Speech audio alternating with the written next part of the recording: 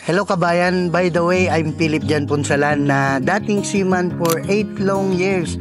And because of this opportunity, nakauwi kami ng asawa ko for good dito sa Pilipinas. And right now, talagang magkakasama na kami ng buong pamilya ko.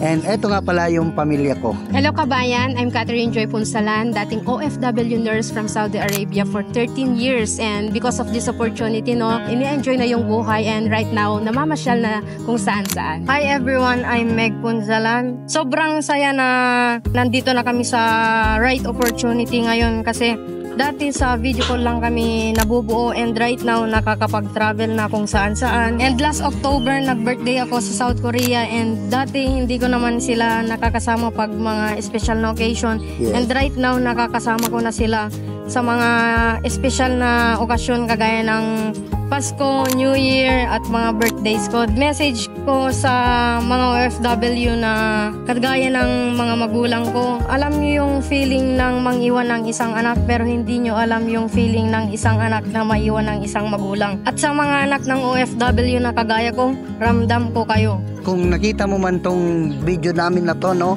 maybe sa simpleng paghaw mo, eto na rin pala yung makakapagpabuo ng family mo na kagaya namin. Kaya message me and see you in my inbox.